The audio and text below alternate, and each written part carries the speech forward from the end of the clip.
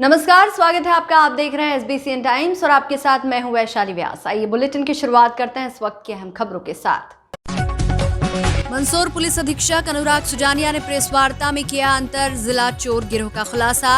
4 कुख्यात आरोपी गिरफ्तार। कई क्षेत्रों में 2 लूट और 19 नकबजनी की वारदातों को दिया अंजाम। जिला प्रशासन द्वारा शहर व आसपास के सरकारी भूमि पर किए अवैध कब्जों को जमींदोज करने का कार्य लगातार है जारी। इसी के तहत भुनियाखेड़ी में हाउसिंग बोर्ड की जमीन से लगी सरकारी भूमि से हटाया गया अतिक्रमण। मंदसौर में अपनी 20 सूत्रीय मांगों को लेकर मध्य प्रदेश लघु वेतन कर्मचारी संघ ने दिया कलेक्टर कार्यालय पहुंचकर ज्ञापन। प्रदर्शन कर जमकर की नारेबाजी। गरोड पुलिस द्वारा विद्युत ट्रांसफार्मर ऑयल चोरी गैंग का किया पर्दाफाश। 6 आरोपी गिरफ्तार। आरोपियों के कब्जे से कुल 1070 लीटर विद्युत ट्रांसफार्मर ऑयल व चोरी में प्रयुक्त ट्रैक्टर किया जब्त। बुलेटिन में अब रुक करते हैं मंदसौर से जुड़ी खबरों की ओर। मंदसौर पुलिस ने चोरी के मामलों में बड़ी सफलता हासिल की है। पुलिस ने दिन दहाड़े चोरी करने वाले अंतर जिला चोर गिरोह का खुलासा किया है। मामले में पुलिस ने 4 कुख्यात आरोपियों को गिरफ्तार किया है। आरोपियों ने 2 लूट 19 नकबजनी की वारदातों को अंजाम दिया है। बता दें कि इन आरोपियों ने जिले के भावगढ़, अफजलपुर, दलोदा और बूढ़ा चौकी इलाके में दिन दहाड़े अलग अलग करीब 1 दर्जन से अधिक वारदातों को अंजाम दिया था। पुलिस ने आरोपियों के कब्जे से सोने चांदी के जेवरात और नकद राशि सहित कुल 13,57,000 का मशरूका जब्त किया है। मामले में पुलिस ने आरोपी आमीन लाला, शेर उर्फ भाई लाला, राजा पिता रईस शाह, तीनों निवासी जावरा और तालिब पिता एजाज शेख निवासी संजीत को गिरफ्तार किया है, जबकि एक आरोपी आमिल अली निवासी रामपुरा फरार है। पूरे मामले का खुलासा मंदसौर पुलिस अधीक्षक अनुराग सुजानिया ने शनिवार को प्रेस वार्ता में किया। इस गिरोह की ये खासियत थी कि इन्होंने सभी वारदातें बेखौफ होकर दीन दहाड़े की, जो कि पुलिस के लिए बड़ी चुनौती थी। पिछले दिनों मुख्य आरोपी आमीन आला अफजलपुर के बागिया गांव में दीन दहाड़ी चोरी करते ग्रामीणों के हत्थे चढ़ा था, जिसे पुलिस के हवाले किया था। इसके बाद ही इस पूरे गिरोह का भंडाफोड़ हुआ। SBCN टाइम्स के लिए मंदसौर से सचिन जैन की रिपोर्ट। पिछले काफ़ी समय से मंदसौर ज़िले में दिन में चोरी होने की शिकायतें आ रही थी और वो कोई एक स्पेसिफिक थाना क्षेत्र में नहीं थी, मतलब वो काफ़ी थाना क्षेत्रों में सभी जगहों पे दिन में चोरियां हो रही थी। ये काफ़ी चिंता का विषय था। ग्रामीण जनों का जो था, उनकी मेहनत की कमाई पे सेंध लगाई जा रही थी। साथ ही साथ पुलिस के लिए भी एक चुनौती बना हुआ था कि इस तरीके की घटनाएं एक थोड़ा सा दिक्कत पैदा करती। इसी तारतम्य में टीम गठित की गई, गांव वालों से भी चर्चा की गई, सचेत किया गया गांव वालों को, और उसी में एक सूचना मिली थी जिसमें थाना अफजलपुर की टीम को लगाया गया, दलौदा की टीम को लगाया गया, साथ ही साथ भावगढ़ की टीम को भी लगाया गया। और इसमें इन टीमों को लगाने के बाद SDOP साहब के मार्गदर्शन में एक अच्छी सफलता हासिल हुई, जिसमें करीब 4 चोर हमारे हिरासत में आए हैं, जिसमें 2 हमारे मंदसौर ज़िले के रहने वाले हैं और 2 रतलाम ज़िले के। इनसे करीब 2 लूट और 19 नकबजनियाँ करना इनके द्वारा कबूल किया गया है, जिसमें करीब 13.5 लाख रुपए का माल हमने अभी तक रिकवर कर लिया है। इसमें मैं ये बताना चाहूँगा कि जो आभूषण जो ये चोरी किए थे वो करीब 90% तक हम लोगों ने रिकवर कर ली है। कैश में रिकवरी हो नहीं पाई क्योंकि उसमें इन्होंने सामान में खर्च कर दिए थे, जो कि कुछ सामान अभी हमारे कब्जे में भी है, जिसका भी हम लोग न्यायालय में पेश करेंगे। इसमें ये एक जो चोर आमीन लाला है, ये भावगढ़ का निगरानी बदमाश भी है, जो कि अभी हाल संजीत में रह रहा था अपने साले के यहाँ पे। तो ये चोरी का जो पैसा आता था उसको इसने अपने साले के यहाँ घर बनाने में भी लगा दिया है, और साथ साथ उसकी शादी भी करवाई। और जो इसकी जो अभी लेटेस्ट मोटरसाइकिल इसने पल्सर खरीदी थी, वो भी अपने पैसों से साले के नाम पे खरीदी थी। सर, ऐसा कोई आभूषण जो इसने कहीं खपाया हो जो ऊपर? अभी तक तो इनका, क्योंकि इन्होंने खपाने की प्रयास करी तो जितने भी ज्वेलर्स थे उन्होंने लौटा दिया था इनको, क्योंकि प्रथम दृष्टया इनका रिकॉर्ड सबको पता रहता था, इनकी उठक बैठक के हिसाब से सभी ने लौटा दिया था। इसलिए आभूषण जो है हमें करीब 90% मिल गए हैं, और अभी एक आरोपी और फरार है, आमीन अली। तो जैसे ही वो गिरफ्त में आएगा उससे और जो बचा हुआ है माल है वो भी बरामद हो जाएगा। सर, गैंग ऑपरेट करते थे पूरी तरह से, कोई विशेष नाम को लेके जैसे किसी बार? नहीं, ऐसा कुछ नाम नहीं, ये तो नॉर्मल ही है। नाम रखने का इनका शौक भी नहीं था। जितना गुमनामी में रहना चाहते रह सकें उतना गुमनामी में रहना चाहते थे लोग। मुख्य आरोपी कितनी शादियाँ कर चुका है? कितनी? जो मुख्य आरोपी है आमीन लाला, इसकी 3 शादियाँ हो चुकी हैं। अभी जो लेटेस्ट में है वो संजीत में है, इससे पहले जावरा और एक और जगह पे है, जिनसे भी पूछताछ की जा रही है। किस तरह का टारगेट करते थे? घरों का टारगेट ये गांव देहात में जो सुनसान इलाके में जो घर बने होते थे, जहाँ पे ताला लगे होते थे, उन्हीं को ये टारगेट रखते थे। कभी भीड़ भाड़ या फिर बड़ा टारगेट इन्होंने नहीं किया था। सर, माल कहाँ छुपाते थे ये लोग? माल इन्होंने लकीली हम लोगों की किस्मत अच्छी रही कि माल ये कहीं खपा नहीं पाए, तो ये घरों में ही इनके। मध्य प्रदेश लघु वेतन कर्मचारी संघ की अध्यक्षता में 20 सूत्रीय मांगों को लेकर मुख्यमंत्री व मुख्य सचिव मध्य प्रदेश शासन भोपाल के नाम एक ज्ञापन कलेक्टर कार्यालय पर पहुंचकर दिया गया। लंबे समय से अपनी मांगों को लेकर मध्य प्रदेश लघु वेतन कर्मचारी संघ ने अपने 20 सूत्रीय मांगों को लेकर कलेक्टर कार्यालय के बाहर प्रदर्शन करते हुए नारेबाजी की। समय समय पर संगठन द्वारा अपनी मांगों को लेकर ज्ञापन के माध्यम से मुख्यमंत्री को अवगत करवाया जाता है। मध्य प्रदेश लघु वेतन कर्मचारी संघ की अध्यक्षता में 20 सूत्रीय मांगों को लेकर मुख्यमंत्री व मुख्य सचिव मध्य प्रदेश शासन भोपाल के नाम एक ज्ञापन कलेक्टर कार्यालय पर पहुंचकर दिया गया। SBCN टाइम्स के लिए मंदसौर से सचिन जैन की रिपोर्ट। संघर्षों से पाए हमने हर जोर जुल्म की टक्कर में हर जोर जुल्म की टक्कर में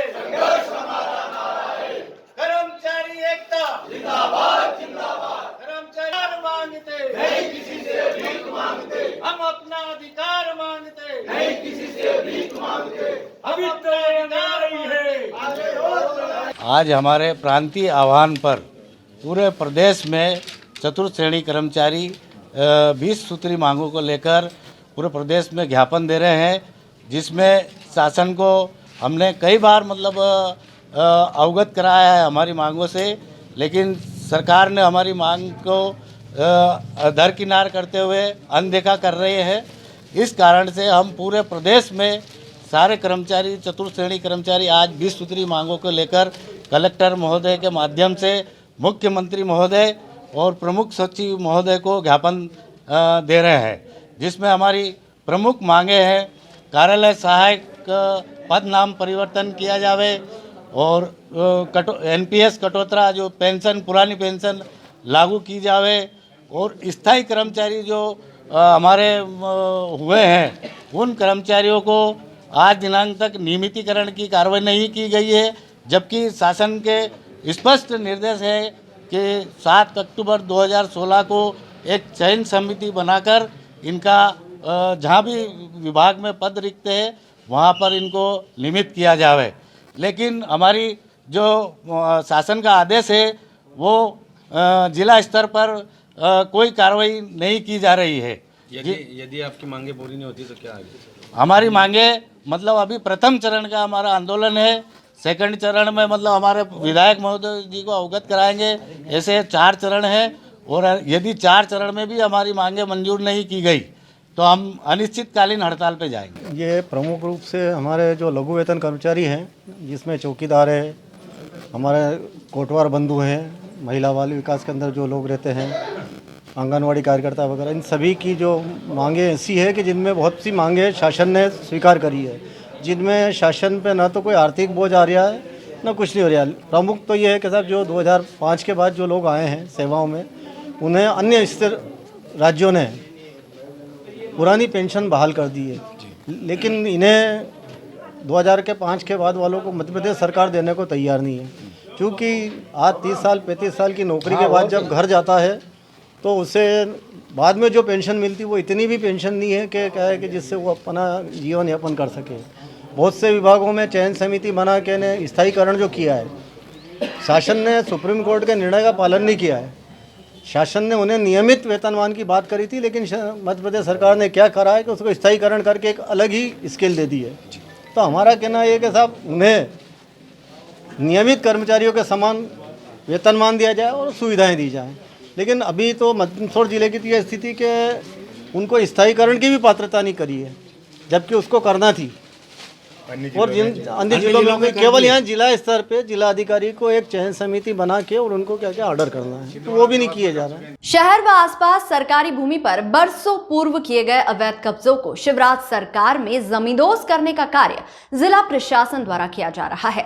ताजा मामला है भुनियाखेड़ी में हाउसिंग बोर्ड की जमीन से लगी बेशकीमती सरकारी भूमि से प्रशासन द्वारा अतिक्रमण हटाया गया। मंदसौर जिले में ऐसी कितनी सरकारी भूमि है जिन पर दादागिरी या रसूख के चलते अवैध रूप से कब्जे कर लिए गए हैं, जिनमें से वर्तमान में जिला प्रशासन द्वारा मुख्यालय के आसपास ही करोड़ों रुपए की बेशकीमती जमीन को रोज अलग अलग जगह कार्रवाई कर सरकारी जमीन से अवैध कब्जे हटाने का कार्य किया जा रहा है। आपको बता दें कि शहर व आसपास के सरकारी भूमि पर बरसों पूर्व किए गए अवैध कब्जों को शिवराज सरकार में जमींदोज करने का कार्य जिला प्रशासन द्वारा किया जा रहा है।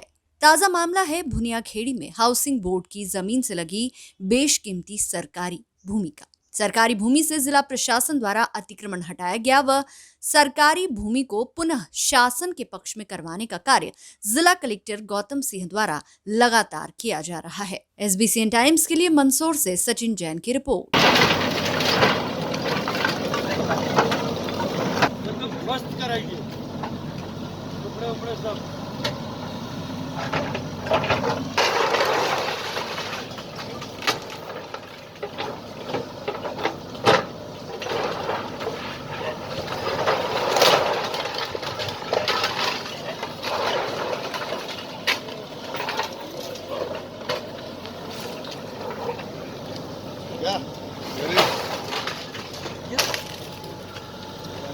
ग्राम भुनियाखेड़ी में हम लोग खड़े हैं। खसरा नंबर 331, 32 और 36 है।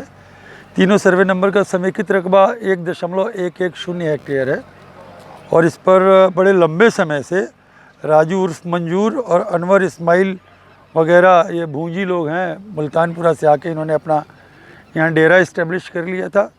पूरी ज़मीन पर कब्जा करके खेती कर ली थी, मवेशी पाल लिए थे और अगल बगल के किसानों के लिए भी आतंक का पर्याय बने हुए थे। इसलिए इन सभी के खिलाफ 248 की कार्रवाई तहसीलदार मंदसौर द्वारा की गई। उसी के तारतम्य में बेदखली की कार्रवाई आज की जा रही है और इनको समग्र रूप से यहाँ से खदेड़ा जा रहा है। ज़मीन की कीमत कितनी लगभग? और इस ज़मीन की कीमत लगभग 12 से 15 करोड़ के आसपास होगी।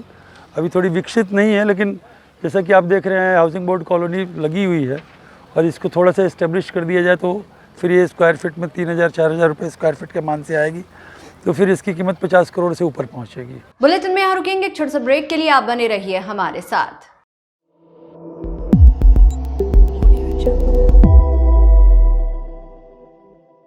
सीतामऊ में भगवान श्री देव नारायण जन्मोत्सव के उपलक्ष्य में आज भव्य शोभा यात्रा एवं विशाल सभा का आयोजन किया गया, जिसमें क्षेत्र के गुर्जर समाज के लोग बड़ी संख्या में एकत्रित हुए।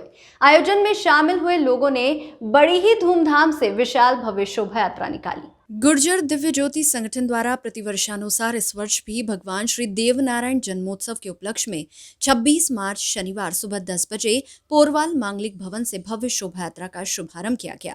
ढोल ढमाकों एवं डीजे के साथ भगवान श्री देवनारायण की भव्य शोभा यात्रा सीतामऊ नगर के प्रमुख मार्गों से होकर निकाली गई। इस दौरान जगह जगह सामाजिक संगठनों द्वारा भगवान श्री देवनारायण की शोभा यात्रा के स्वागत में फूल बरसाए गए। भव्य शोभा यात्रा के बाद पोरवाल मांगलिक भवन पर एक विशाल सभा का भी आयोजन हुआ, जिसमें बाहर से आए गुर्जर समाज के जनप्रतिनिधियों ने अपने उद्बोधन भी दिए। SBCN टाइम्स के लिए सीतामऊ से राजेश चौधरी की रिपोर्ट।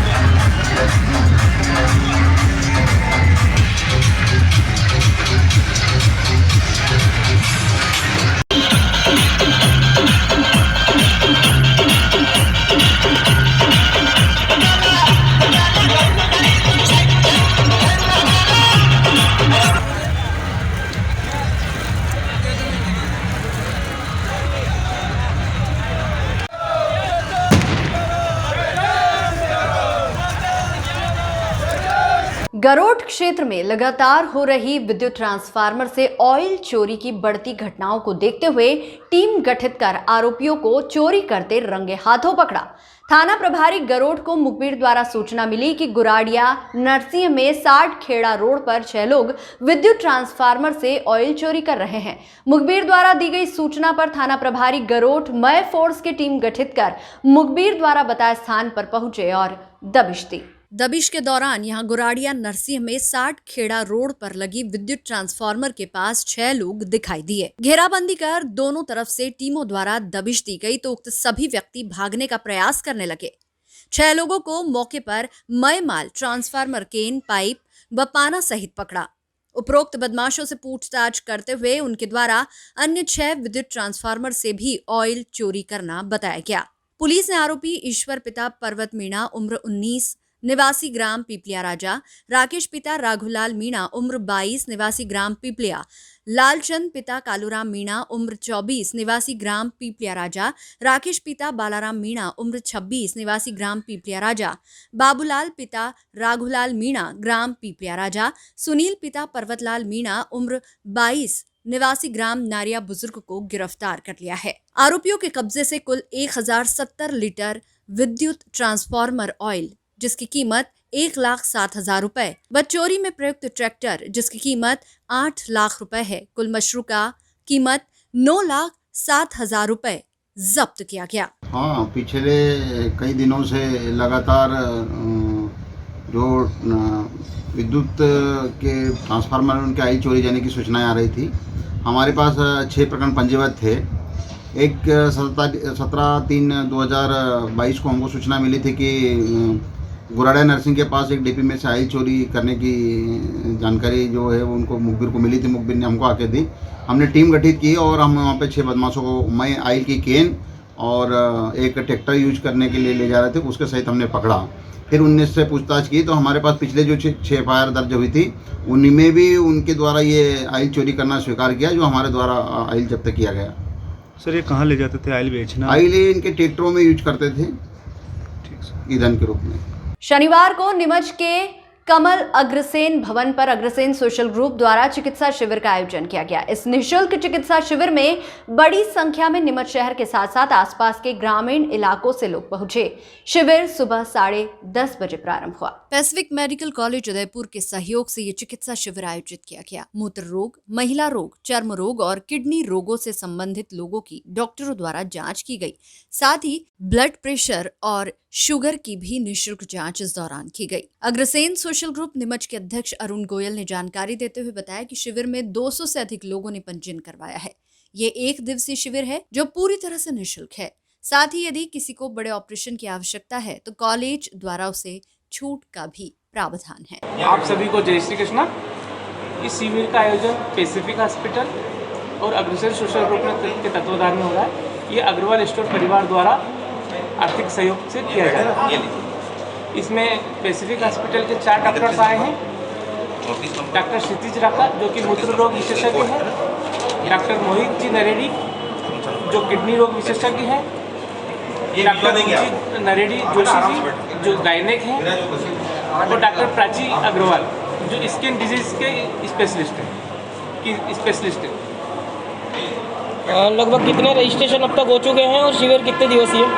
अभी तक लगभग 170 रजिस्ट्रेशन हो चुके हैं और 1 दिवसीय बिल्कुल निःशुल्क शिविर है। इसमें उपचार वगैरह, दवाइयाँ वगैरह सभी निःशुल्क दी जाएगी या आगे भी कोई? केवल परामर्श निःशुल्क दिया जाएगा। दवाइयाँ यहाँ कोई दवाइयाँ नहीं है। दवाइयाँ जो डॉक्टर लिखेंगे वो आप मेडिकल से ले सकते हैं। यदि किसी को कोई बड़ी बीमारी होती है और उसके ऑपरेशन की स्थिति बनती है तो क्या ऐसी स्थिति में? तो उसके लिए पैसिफिक हॉस्पिटल और सोशल ग्रुप द्वारा कुछ डिस्काउंट रहेगा। अलग अलग डिजीज में अलग अलग डिस्काउंट्स हैं ऑपरेशन वगैरह के लिए, उसकी जानकारी मरीज को दी जाएगी। शनिवार को नीमच के कलेक्टर चौराहे पर पुलिस और प्रशासन की संयुक्त टीम ने सड़क किनारे खड़े डंपर और अन्य वाहनों पर कार्रवाई की। इस दौरान तहसीलदार अजय हिंगे सहित नीमच कैंट और ट्रैफिक पुलिस के पुलिसकर्मी मौजूद रहे। दरअसल शुक्रवार को उक्त क्षेत्र में एक ट्रक ने स्कूटी सवार 2 महिलाओं को टक्कर मार दी थी। हादसे में एक महिला गंभीर रूप से घायल हो गई थी जबकि दूसरी महिला की मौके पर ही मौत हो गई थी। दुर्घटना के बाद आक्रोशित क्षेत्रवासियों ने चक्का जाम भी किया था। आज प्रशासन ने उक्त सड़क पर खड़े सभी अवैध ट्रकों और अन्य वाहनों पर चालानी कार्रवाई व दंडात्मक कार्रवाई की। गौरतलब है कि उक्त मार्ग पर बड़ी संख्या में बेतरतीब बड़े बड़े ट्रेलर, डंपर, ट्रक प्रतिदिन खड़े रहते हैं और आए दिन उक्त मार्ग पर दुर्घटना होती रहती है। जिस प्रकार से कल जो एक दुर्घटना हुई थी उसके बाद में पुलिस प्रशासन ने भी पुलिस अधीक्षक महोदय के निर्देशन में कल शाम को कंट्रोल रूम पे सारे ट्रांसपोर्ट एसोसिएशन के साथ में हमने एक बैठक